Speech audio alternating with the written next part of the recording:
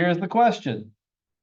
We're given this equation, 8y squared equal to x cubed minus x to the 7th. And we're asked to find dy dt given that x equals 1/7 and dx dt is equal to 2. Is that right? Cool. Okay, so could we solve for y? Yeah, we could. Should we solve for y? No, we shouldn't. When it's written like this, even if okay, if it was y cubed, maybe solving for y would be all right. But especially if it's y to an even power, solving for y means you're gonna get y equals a plus or minus some square root kind of thing, and this is not the right thing to do because there's too much going on. The whole point of this problem is to use implicit differentiation. So we're gonna differentiate both sides.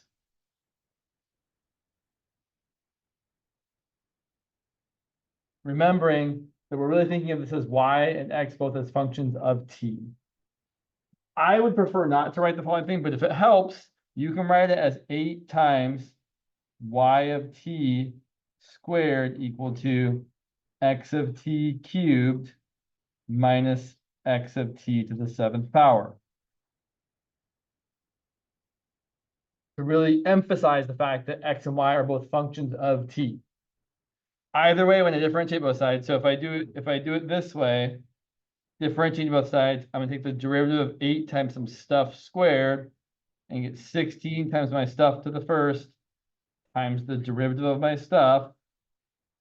Same deal on the right-hand side.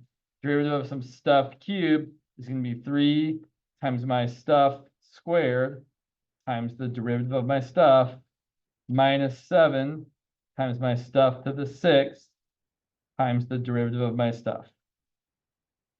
Or if you prefer to use this other boxier notation, you could have written it as like 16 times y prime equals 3 times x of t squared times x prime of t minus 7 times x of t to the 6th times x prime of t. Same idea, just slightly different notation. Okay, now the hard part. Maybe the hard part, I don't know. We're asked to figure out what dy dt is. I should grab some pens here.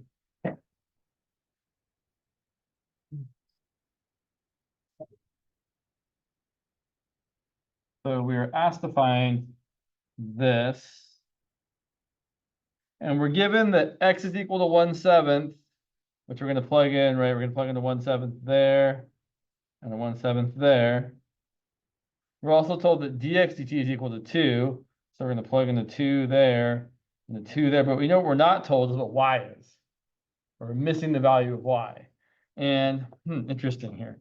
So what we're going to have to do is we're going to have to take this original equation and solve for y when x is equal to 1/7. These numbers are really not nice. So let's take a look. So solving for y first. When x equals 1/7, we have that 8 times y squared is equal to 1/7 cubed minus 1/7 to the 7th. Well, that's terrible. And then solving for y, we're going to get y squared equals, instead of writing all of this divided by 8, let's say we have 1/8 times all of that.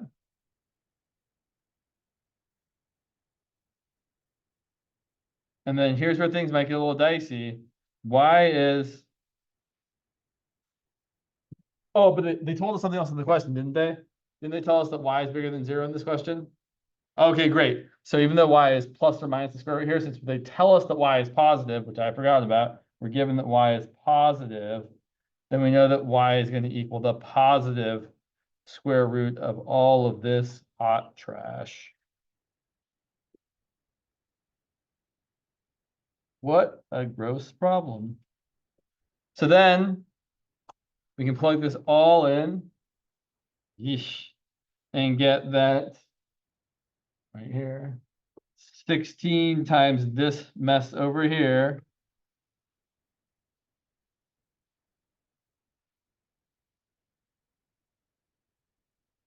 Right. So 16 times my value for y times dy dt is equal to 3 times 1/7 squared times 2 minus 7 times 1/7 to the 6th times 2. And then to solve for dy dt, you're going to divide everything by that. So, blech. Sorry, it's just a really terrible looking problem. It's 3 times 1. I guess I could be a little bit smart here and say that 2 times 3 is 6. So 6 times 1/7 squared minus 2 times 7 is 14 times 1/7 to the 6th. Yes, there's more simplifying I could do. All divided by 16 times the square root of 1/8 times 1/7 cubed minus 1/7 to the 7th. Fun. Just what everybody wants to do. And then put that into web work and pray. Yeah, that's terrible. Questions about this problem other than why would anyone assign it?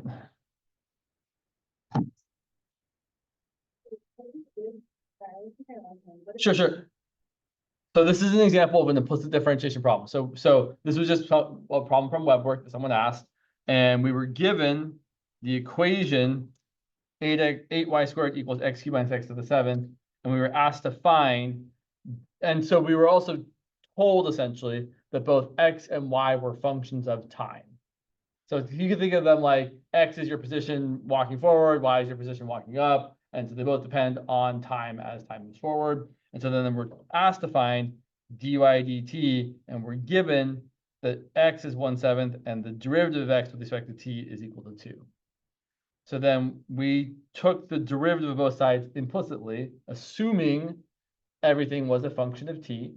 So when we took the derivative of 8 times y squared, we got 8 times 2y times dy dt.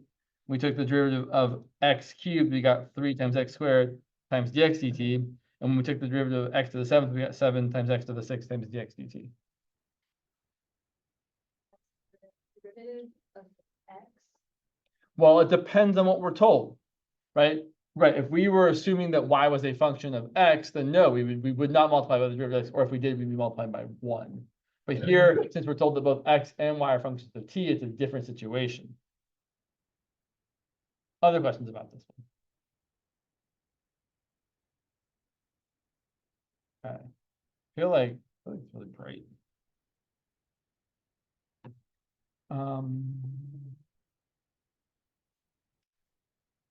I feel like there's a good kind of related rates problem that we could talk about for a second. So while you're certainly welcome to ask other homework questions, let me interject here with a related rates problem for a minute. So let's say that from this point here,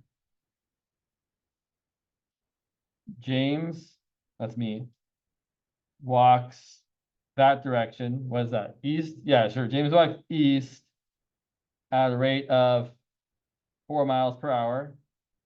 And from the same spot, my wife, Katie, walks south at 3 miles per hour. Who knows why we aren't walking together? I mean, you think we'd go for a walk together, but whatever. So the question I want to ask is, how fast is the distance between James and Katie changing after 2 hours of walking?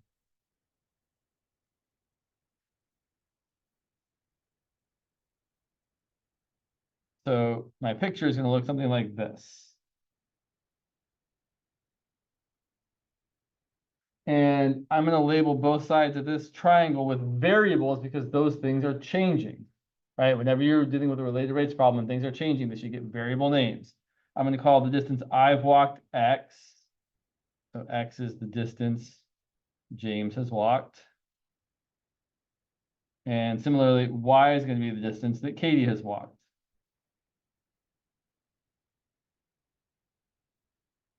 And then we're going to call the distance between us whatever letter you like, except for D. I never use D because it's weird to write D, D, D, T. I usually like to use S. Z is also fine, or any letter fine. All right. So let's write down what we know. We know that X is a function of time, right? Just like in the previous problem, both X and Y here are functions of time. And we know that dx dt, how fast I'm walking, is 4 miles per hour. And we know that dy dt, how fast Katie is walking, is 3 miles per hour. And we're being asked to find what ds dt is, how fast the distance between us is changing. Just to be super clear about things here, both dx dt and dy dt are positive because the distances we've walked or the things I've labeled are getting larger as time goes on, right? If I move further right, this length of X is going to get bigger. If Katie moves further south, that length of Y is going to get larger. So now we need an equation relating the variables. In this case, it's going to be the Pythagorean theorem. So we're going to say that X squared plus Y squared equals S squared. Again, remembering that X, Y, and S are all functions of time. So then we're going to differentiate everything. Almost always, you don't really manipulate this equation, with some exceptions to that. We usually just get the equation and then straight away take the derivative of both sides. So just like last time, the derivative of x cubed isn't just going to be 3x squared. It's going to be 3x squared times dx dt. The derivative of x squared is going to be 2x times dx dt. We're going to get 2x times dx dt plus similarly 2y times dy dt equal to 2s times ds dt. And now we're going to plug in all the things we know. And typically, we should either already be, sorry, my writing's small there. You guys are all like squinting. Let me just zoom in there. That says 2 times x times dx dt plus 2 times y times dy dt equals 2 times s times dx dt. Typically at this stage, after you differentiate both sides, you should either have been told all the things you need to plug in except for the one thing you're trying to solve for, or be able to find all the things you need to plug in except for the one thing you're trying to solve for. So we know that we're trying to solve for ds dt. So we should either be told or be able to figure out what x, dx dt, y, dy dt, and s all are. And we know most of them. We know that dx dt is 4. We know that dy dt is 3. And we also know x and y because we know how long I've been walking. If I've been walking for 2 hours at a rate of 4 miles per hour, then my x value after 2 hours should be 8 miles. And the y value after 2 hours should be 6 miles. And we can use the Pythagorean theorem to find the length of the hypotenuse here, or not, since this is very typical, at least in problems that people make up that aren't terrible web work problems. If someone's writing you a problem that's a related rates problem, there's a Pythagorean triple triangle kind of thing deal, most of the time it's going to be a nice like 3, 4, 5, or 5, 12, 13, or a multiple of one of those. And a 6, 8 something is definitely a multiple of a 3, 4, 5. Just take all the sides and multiply by 2. This is a 6, 8, 10 right triangle. So our S is going to be a length of 10 miles. And now we have all the pieces of information except for the one thing we're trying to solve for. So we can say that 2 times 8 times 4 miles per hour plus 2 times 6 times 3 miles per hour equals 2 times 10 times how fast we're moving apart from each other. Simplifying this, let's see, 2 times 8 times 4 is 64, and 2 times 6 times 3 is 36, divided by 2 times 10, that's going to be 100 divided by 20, which is 5 miles per hour.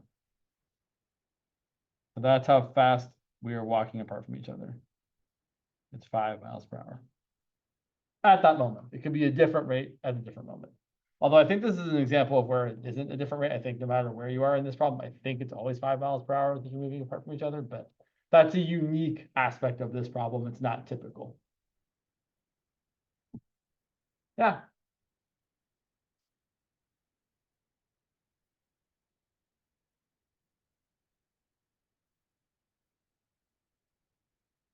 Say it a little bit louder so I can hear it. Y equals 2x plus 1 to the power of 5. x to the 4 minus 3.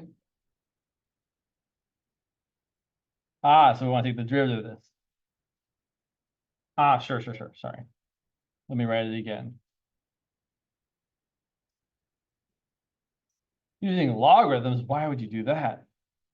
Oh, you could do that. So certainly you could differentiate this one regularly and be fine, but we could also use logarithmic differentiation, which is a totally fine process, which I would use maybe if my derivative was a little more complicated than this. This seems not complicated enough, but we can still do it.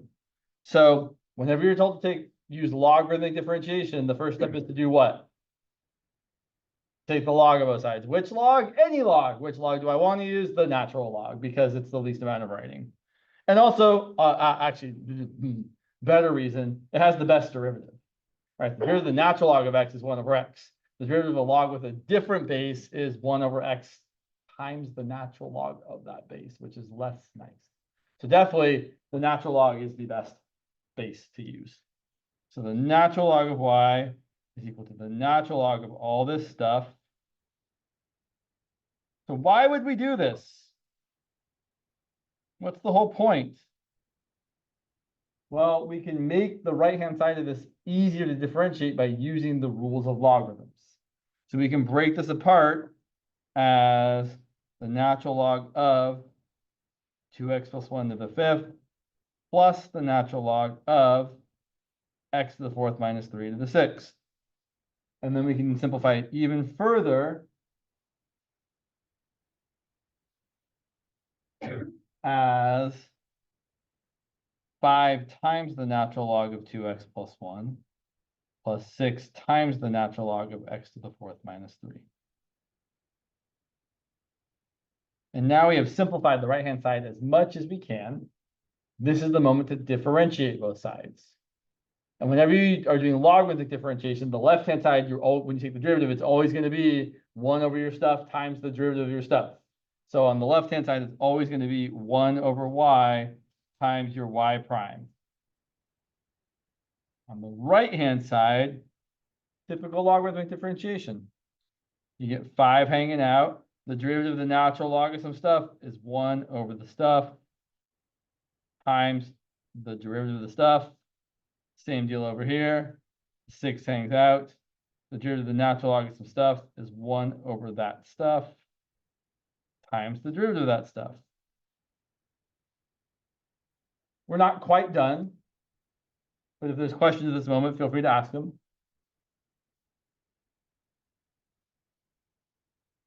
So I would do 2 things. Well, there's one thing we have to do for sure. We're trying to find y prime. So I have to bring this y to the other side. So I'm going to rewrite this as y prime equal to y times all this stuff. And although I don't think you have to, I would simplify this stuff.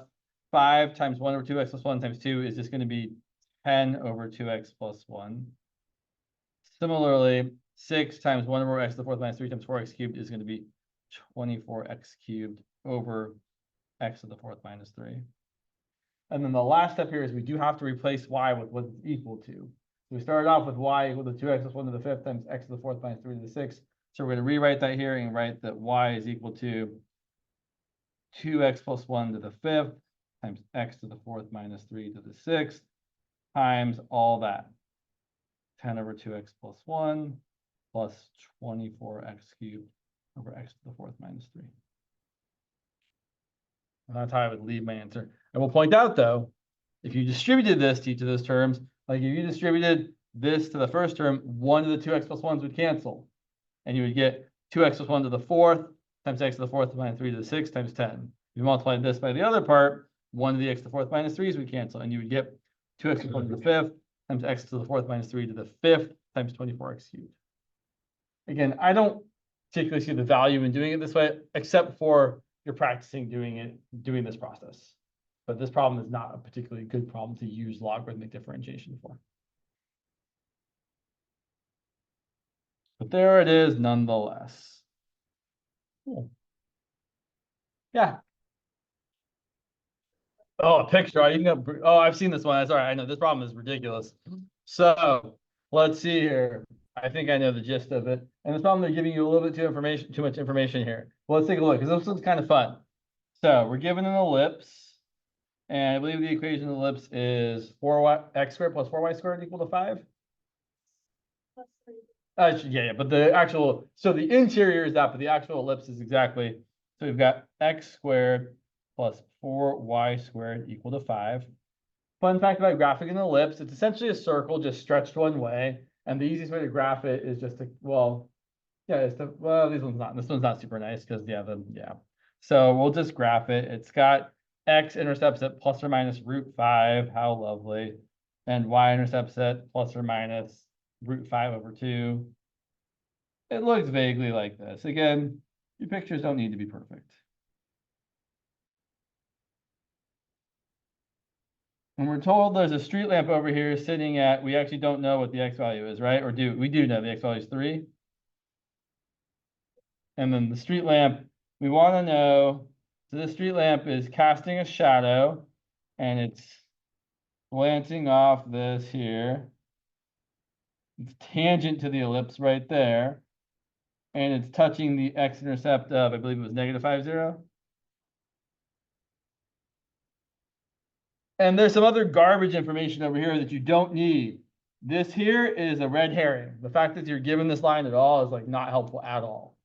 So the question is, how tall is this lamp? Okay. This problem's not easy, but it's not too terrible. So we need to figure out what that point is there. So we can figure out what that point is, we can essentially find the slope of this line and then find whatever the y point on that line x equals 3 is going to be. So we really want to find this point. I'm going to call it A comma B. All right. And it's like, I know I did this problem before. I don't know if I know how I did it. It's all right. So I think we want to take the derivative of this for some reason, because we definitely want to be able to find the slope of the tangent line here. So let's take the derivative of this. We're going to get 2x. Again, the derivative with respect to x. So we're assuming that y is a function of x. So it's going to be 2x. Let's say we're differentiating here. Plus 8y times dy dx is equal to 0. And let's go ahead and solve for the derivative here.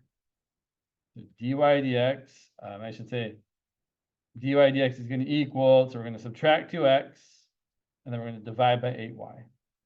We can simplify that a little bit. Our derivative at any xy coordinate on the ellipse is going to be -x over 4y. Okay. So this is a pretty common tactic, actually. When you have to like find some equation, some weird line, and it's tangent to some other function, what we often do is we find what the slope is equal to in two different ways, by using the derivative and also by using the slope equation between 2 points. So one way we're going to find the slope there is say, okay, the slope is going to equal, if I plug in a for x and b for y, it's going to be -a over 4 times b. But also, the slope between these 2 points is the difference in the y's divided by the difference in the x's. So it's going to be b minus 0 over a minus -5.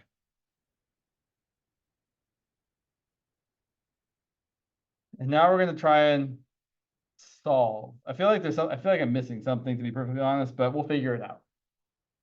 So I'd probably cross multiply at this stage. So I have -a times a plus 5 equals, oh yeah, I remember what we did here. 4b times b. Yeah, this is where it's tricky. So here's what we've got. I'm going to multiply this out. We've got -a squared minus 5a equals 4b squared. But remember, the point we're looking at is this point on the ellipse. So that point also satisfies the equation of the ellipse, meaning that if x is a and y is b, then a squared plus 4b squared equals 5. Or if I isolate 4b squared is equal to 5 minus a squared. And I can substitute that in for 4b squared there. It's a little tricky. So here's what we've got now. We've got negative a squared minus 5a equals 5 minus a squared. And then the negative a squareds cancel. We're left with negative 5a equals positive 5. So it looks like a had better be negative 1. All right. The conversation back there is killing me. Sorry. If you guys could lower it or stop, because I'm hearing it all the time. So we've got a equal to negative 1. Then we're going to find b by just plugging it back into basically any place we've got it. But I would say maybe, yeah, where am I going to plug in b? Actually, I guess to here. So if a is negative 1, I'm going to say that negative 1 squared plus 4 times b squared equals 5. So I'm going to get 4b squared equal to 4. So b squared is 1. So b is plus or minus 1. Obviously, it's not. Oh, sorry, you guys can't see that. Apologize. Obviously, b can't be negative 1 if it's this point here. So that's got to be the point negative 1, 1. And then we're almost there. So you've got, you might not even need that point actually. Like I find it because why wouldn't I find it? But at this point, you really just need the slope of this line, which we could, no, I think we did have to find it. So the slope of the line is dy dx equal to negative x over 4y. That's going to be negative 1 over 4 times 1, which is 1/4. So now you've got this line here. You've got a slope of positive 1/4. You've got two different points you could use. You could definitely find the equation of the line and then plug in x equal to 3 to find the corresponding y value, which I don't remember what it was, but I think it was a nice number. I think it was 2. I feel like it was 2. All right, we could do it, I guess. So here's the equation of our line. Y minus, let's use this point here. Y minus 0 equals positive 1/4 times x minus minus 5. So then we have y equal to 1/4 times x plus 5. And if we plug in x equal to 3, yeah, we're going to get 2 for y. Because 3 plus 5 is 8. 8 times 1/4 is 2. Problem's a lot. But it's kind of cool. So I will point out, this problem to me reminds me of something like, I'm going to make something up. It's not going to be great. But this problem has similar vibes to something like, given f of x equal to x squared plus 1, find all lines tangent to f of x that go through some point that's not on the curve, like, I don't know. This is where it's probably going to turn out to be not so great. Let me see if I can make something up that's going to be good here. Sorry.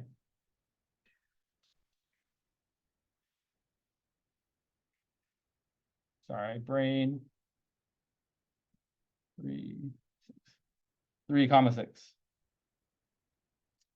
So same kind of idea, although in my opinion, this one's less terrible. But the idea here, right, is you've got your parabola.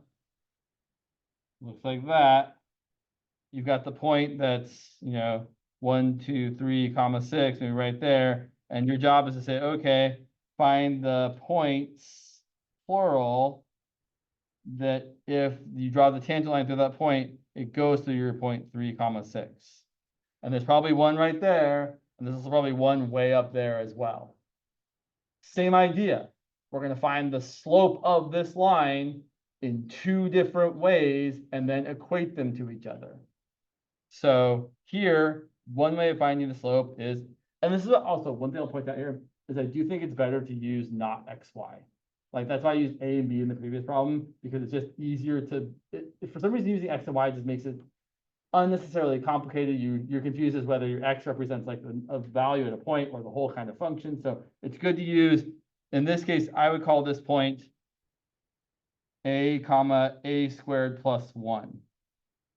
In the previous problem, I called it AB because it wasn't easy to know what B was if you knew what A was without like doing a whole bunch of solving. But here it's a straight up y is the function of x, so it's not that bad. So then we can find the slope by either taking the derivative. Our derivative is 2x, so our derivative at that point is 2a. Or we can find the slope between these 2 points. It's the difference in the y's, a squared plus 1 minus 6, over the difference in the x's, a minus 3. And then it's the same sort of process. We solve for a, I'm going to multiply both sides by a minus 3. So I get 2a times a minus 3 equals a squared, plus 1 minus 6 is minus 5. We multiply this out, we get 2a squared minus 6a equals a squared minus 5. Bring it all to the left, a squared minus 6a plus 5 equals 0. Factor this, a minus 5 times a minus 1 equals 0. So you're either going to get an a value of 1 or an a value of 5. So you're going to have a point here of tangency 1, 2. You have another point up here of tangency of 5, 26. And then I think we could stop there because then you can find the equations of those lines in the usual way. So that's a very typical thing to do. If you're given some equation or some picture where you've got some line tangent to your curve and you have some other point that's off of it, the thing you want to think about doing is finding the slope in the 2 different ways we can, either with the derivative or with the slope equation, and then setting those equal to each other and solving for the point of tangency. Good question. Time is 2:45. Other burning questions before I just start talking? Oh. Yeah.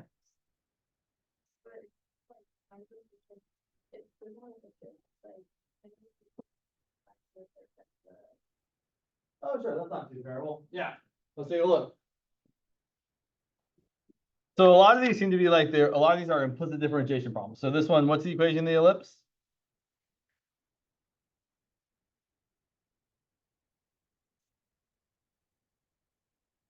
Equals 1. And we're asked to find the equation of the tangent line.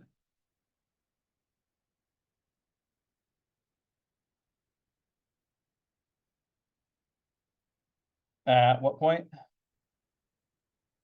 At x equals 1, or is it a 1 comma something?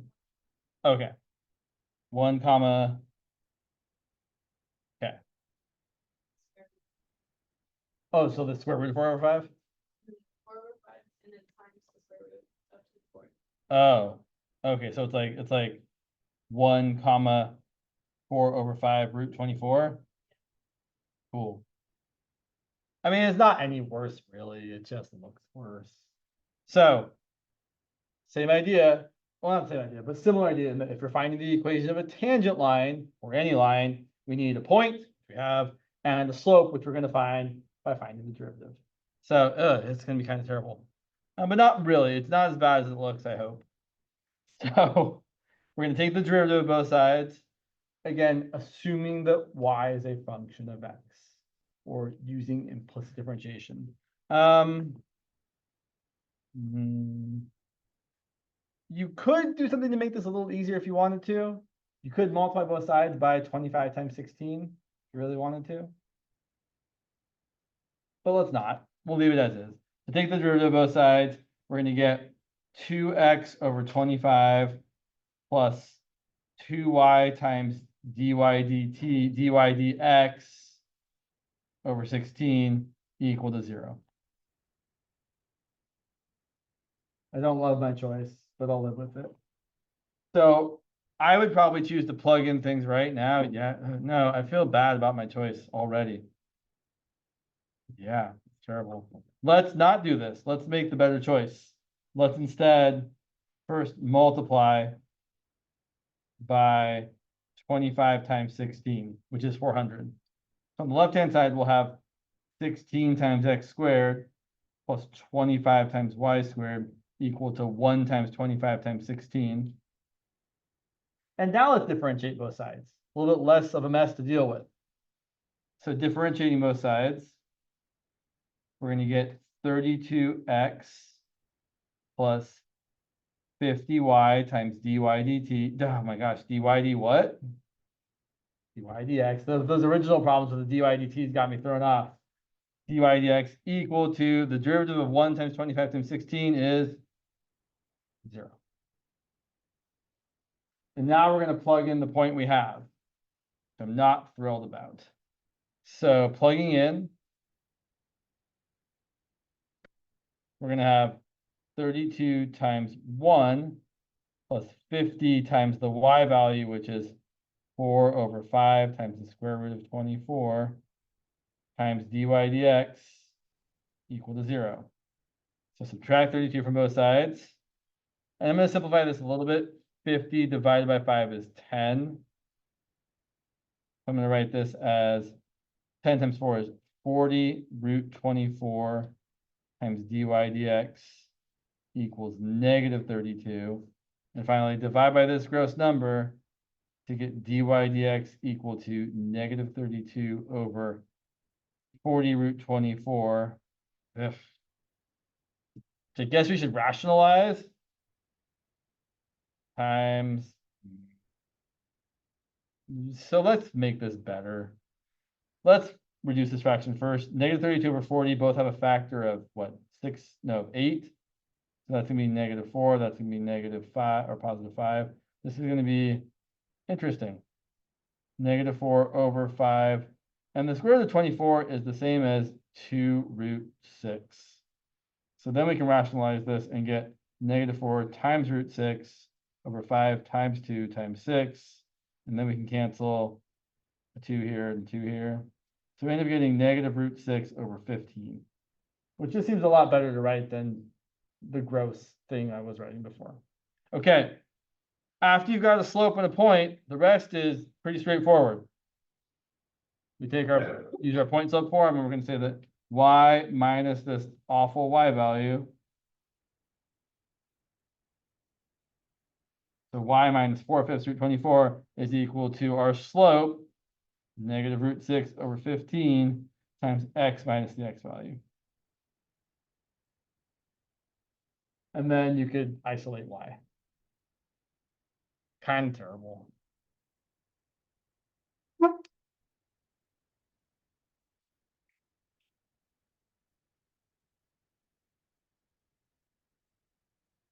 All right.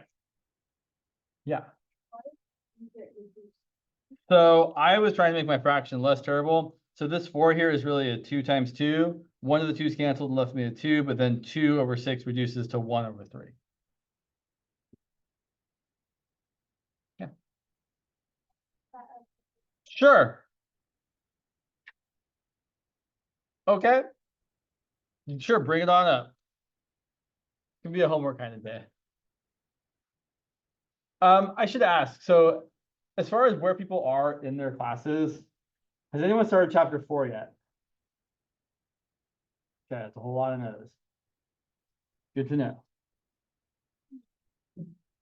Oh God, not this problem. Oh my God, I should have said no. This problem is terrible, but yes, we can take a look at it. No promises though, because this problem is really terrible. But we'll talk about the walkthrough. So do you mind if I just leave this up here for a second? Okay, cool. So this problem, hopefully not all of you have to do this problem because this problem is kind of gross, but it's this brain weight problem. So here's the setup, and we'll talk about the walkthrough, but I will certainly point out the numbers are not nice on this, and you have to be extra careful when you enter it into WebWork. I will remind everybody, as I've said many times in office hours, WebWork does not like. Oh, this one says decimal approximation though, but still, like, WebWork doesn't like decimal approximation. So err on the side of not decimal approximating. Okay. So brain weight as a function of body weight has been modeled by the power function B equals 0.007 W to the 2/3 power, where both B and W are measured in grams. We're also given a model for body weight as a function of body length is that W is equal to 0.12 L to the 2.53 power, where L is in centimeters, W still in grams, obviously. And then they tell us some other information. They say over 10 million years, the average length of a certain species of fish evolved from 15 centimeters to 20 centimeters. In other words, over 10 million years, the length of the fish increased by 5 centimeters. So what we can say is that, so the average length went from 15 centimeters to 20 centimeters. So what we could glean from that is that the rate of change of the average length of the fish is 5 centimeters per 10 million years. Or in other words, DLDT, the rate of change of the length of the fish, is 5 centimeters per 10 million years.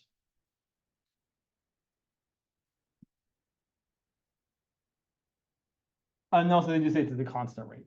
Sorry, I missed that. And then the question, how fast was the species brain growing? So they're saying, what is dBdt when the average length was 18 centimeters?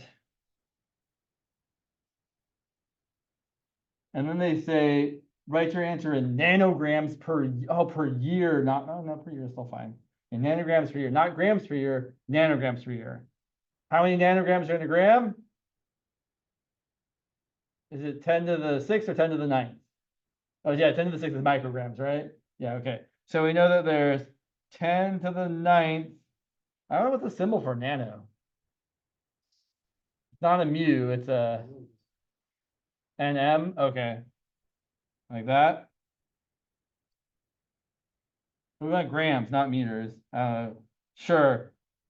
Nanograms. 10 to the 9th nanograms is equal to 1 gram. Okay, great. So here's the work we need to do. And it's actually not too terrible. I mean, until we start plugging in the numbers. We want to find dBdt. We know that B is a function of W and W is a function of L. So you could write this kind of the silly way that you have B of W of L of T. And then just use the chain rule. If you take the derivative of all that, it's going to be B prime of W of L of T times W prime of L of T times L prime of T. Or probably the better way of writing it, thinking about dBdt as just equaling dBdW times dWdt dL times dL dt. And if you imagine these all as fractions and you cancel the things that could cancel, you would exactly have dB over dt on the right and dB over dt on the left. Oh, by the way, you can take this back.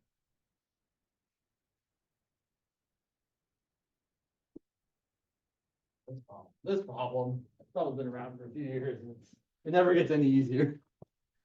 So then we're going to plug in what we know. So we need to find dBdW. So I'll point out that dBdW, now be careful here. dBdW is just going to be 0.007 times 2/3 times W to the negative 1/3. Nothing else, right? I don't need anything else because it's just this part of my derivative. So it's going to be 0.007 times 2/3 times whatever W is when L is 18. Oh, I guess I could find that. Right? We know that W is equal to 0.12 times L is 2.53. So what's going to go in right there is 0.12 times 18 to the 2.53. Times dWdL is going to be 0.12 times 2.53 times L to the 1.53. So that's what's going to go in there. It's going to be 0.12 times 2.53. And we're going to plug in 18 for L for the 1.53. Finally, multiply by 5 over 10 million. I will point out that the units here are, so for dBdW, it's grams per gram. For dWdL, it's grams per centimeter. And for dLdt, it's centimeters per year. So the units work out. The grams cancel, and then the grams cancel, and then you're left, and the grams cancel and the centimeters cancel, so you're left with grams per year. So this number is some heinous number in grams per year. And then you have to multiply it by 10 to the 9th to get it to whatever your number is in nanograms per year. And may that work, please. Yeah, but obviously, right, the numbers are, so okay, fine. Is my calculator equipped to handle all this? Maybe. There's got to be a better way. This calculator is not the best, but let's find out. So let's see what we've got here. We've got, I'm not very confident here. Let's start with this. 0.12 times, and let's start with 18 to the 2.53. All that's going in there. Yep, 18 to the 2.53 times 0.12, all to the negative 1/3 power. And then multiply by 2/3 times 0.007 times 0.12. Let's get smaller and smaller, times 2.53 times 18 to the 1.53 times 5. Now let's be smart for a second. Oh, sorry, can you see any of that? Sorry. Can you see it now? Oh, maybe a little better. Sorry, you didn't see all my wonderful calculations there. So here's my number before I divide by 10 million. Well, let's think about this. I'm going to divide by 10 million, and then I'm going to multiply by 10 to the 9th. 10 million is 10 to the 7th. So if I divide by 10 to the 7th and multiply by 10 to the 9th, I really just multiply by 10 to the 2nd. So I should just be able to multiply this by 100 and get 10.45. And then pray.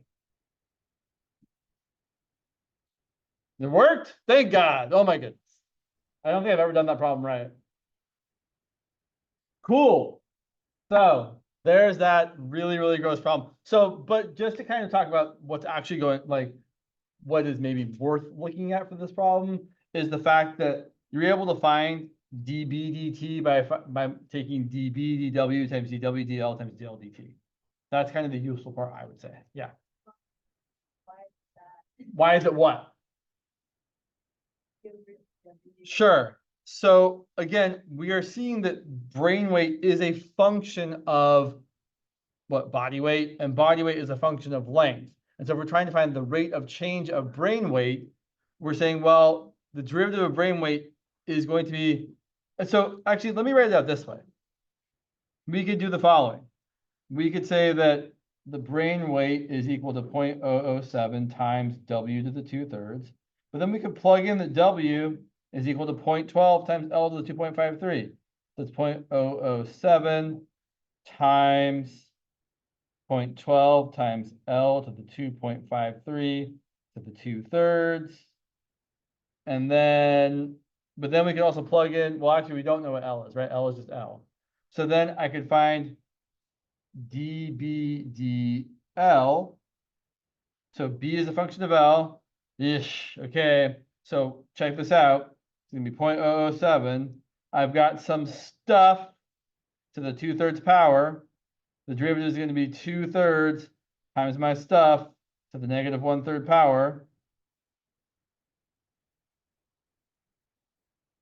times the derivative of this stuff, which is going to be 0.12 times the derivative of L to the 2.53 is 2.53 times L to the 1.53. But look, this is exactly dB/dW times dW/dL. And so then if I want to find dB/dt, well, I'm just going to take this and differentiate with respect to t. So dB/dt is just going to equal dB/dL times dL/dt. And then I would just end up multiplying by the 5 over 10 million over here. So that's kind of why it works that way. But it's really kind of super nice, actually. The chain rule has this very nice way of writing it in the Leibniz notation, which is what this notation is, where it just looks like the fractions would cancel out. It comes up kind of most notably in related rates problems. Like, for example, if I said very basically, like the radius of a circle increases at 6 inches per second, and I want to know how is the area increasing when the radius is, I don't know, 5 inches. Well, we know that the relationship is area equals pi r squared. But we can then write, instead of like actually thinking about it, we can say, oh, but then dA dt is going to exactly equal dA dr times dr dt. dA dr is just the derivative of this with respect to r. That's going to be exactly 2 pi r. And dr dt is just whatever dr dt is.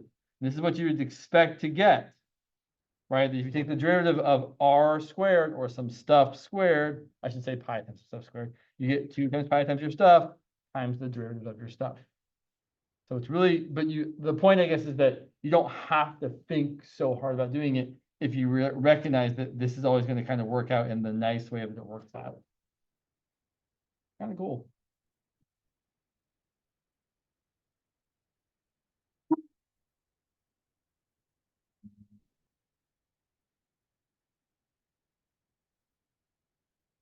I don't remember what we talked about last time. Did we talk about linearizations on Tuesday? No.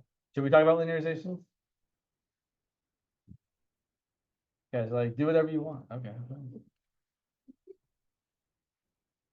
Yeah, let's talk about linearizations. Actually, let me see here. We've definitely talked about exponential growth and decay. We've definitely talked about the derivatives of inverse and logarithmic functions. Yeah.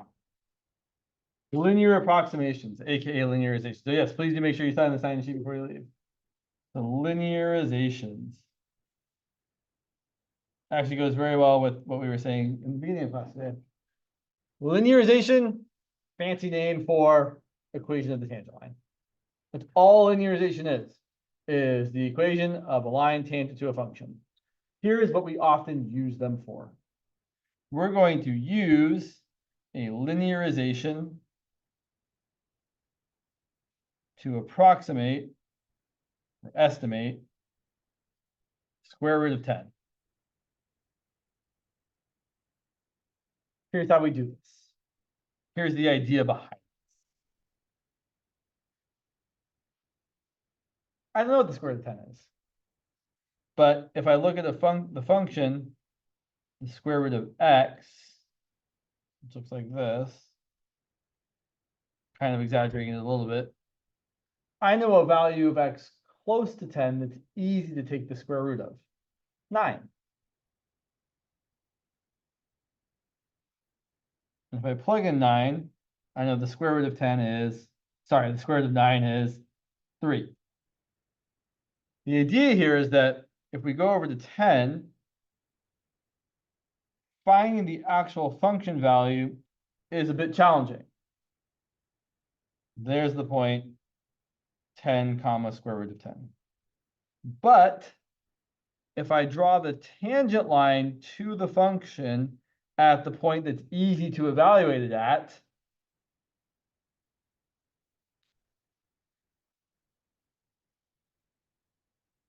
then I can use this straight line, this linearization, to give me a decent estimate of what the square root of 10 would be. Because if I plug in 10 to the line here, it's going to give me a y value that's not too far from the actual y value that's the square root of 10. So this value here is going to be my approximation, which we call L of 10. So all we have to do to find that is to find the equation of the tangent line and then plug in 10 for x to approximate the square root of 10. Let's do it. We've already got kind of most of the information. So our function is the square root of x.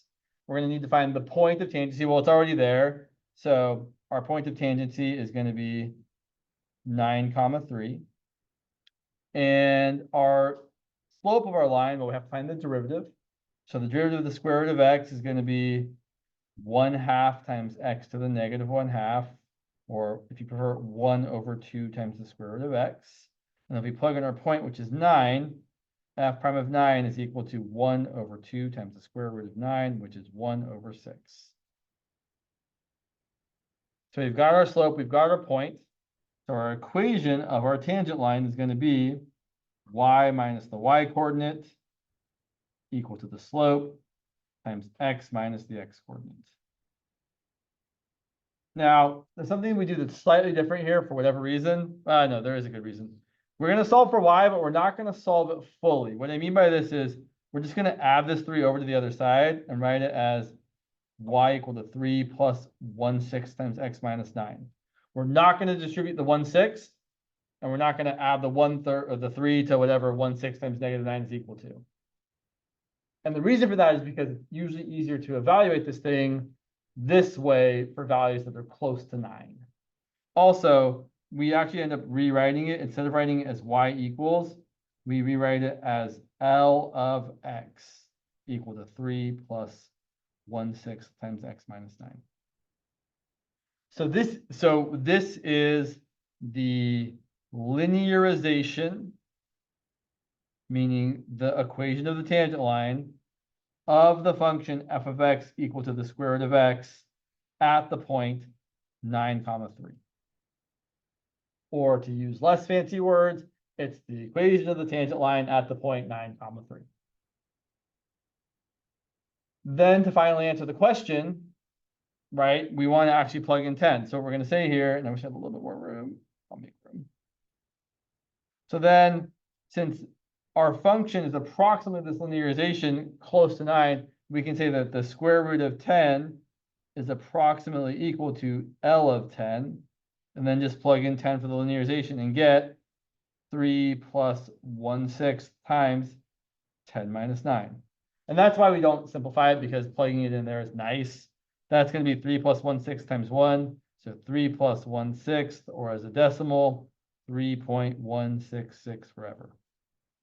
If you compare that to the actual value of the square root of 10, which hopefully you can actually see, sorry, the square root of 10 is going to be, yes, I know it's the square root of 10. It's going to be 3.1622. So pretty close, right? We were correct to 2 decimal places. So that's not too bad. So that's one thing we often do with linearizations, is we use them to approximate values of things that you would have to otherwise use a calculator for. Let's do another example. So let's say we want to, actually, before we do another example, let's write out kind of the more general way of writing this. So more generally, can I turn that into a G? Probably not. Sure, generally, the linearization of f of x at the point a comma f of a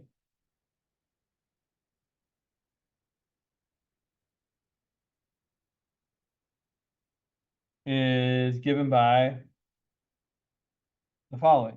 So again, if you don't remember this formula, you can always think of it as the equation of the tangent line. In fact, let's do that before we actually write down the formula. So if you've got some function like this, right, you're just saying, I want to find the equation of the line tangent to this function at the point a comma f of a. What's my slope? Or how do we find the slope of a tangent line in general? We use the derivative. The slope here is f prime of a. So our equation is y minus the y coordinate equal to your slope times x minus the x coordinate. We're solving for y, it's f of a plus f prime of a times x minus a. So our linearization is given by L of x is equal to f of a plus f prime of a times x minus a. It's probably worth remembering, but if you didn't remember it, you could always remember it's just the equation of the tangent line. And if you can think of what the function is and what the point is, you can find the equation of the tangent line. Okay, so let's do another example. let's see, let me think my example here. Yeah. We want to use a linearization to estimate the natural log of 1.07.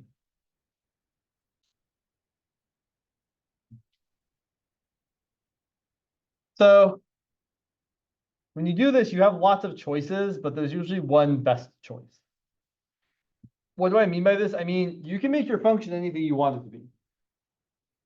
You can make your function f of x equal to the natural log of 1 plus x. You can make your function the natural log of, I don't know, x minus 1. You could pick all sorts of silly things, but the best choice is the one where you're just taking whatever the number that's plugged into the function is and replacing that with x. So these would be fine choices, but they're not as good.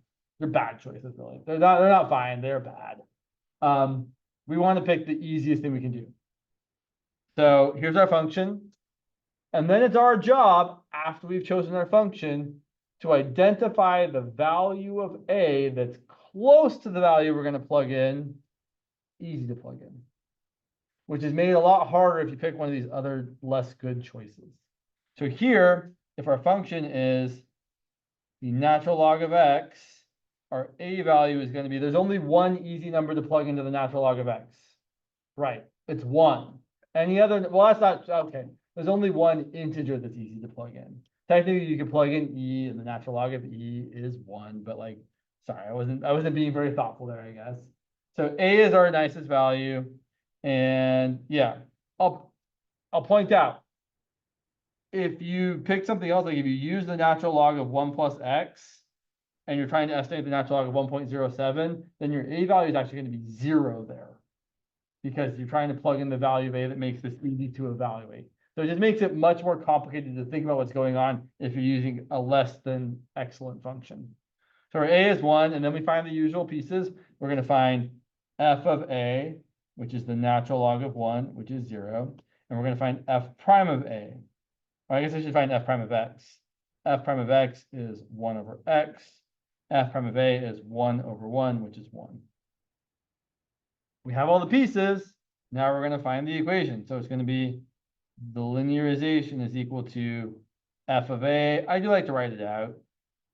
F of a plus f prime of a times x minus a, which is going to be f of a, which is 0, plus f prime of a, which is 1, times x minus 0. X minus 1, sorry, apologies. Simplifying, well, I said not to simplify, but here it feels really silly not to simplify. So here I might make an exception and say my linearization is just x minus 1. And then I'm going to plug in the point, which is 1.07. So we're going to say, great, the natural log of 1.07 is approximately my linearization evaluated at 1.07, which is going to be 1.07 minus 1, which is 0.07.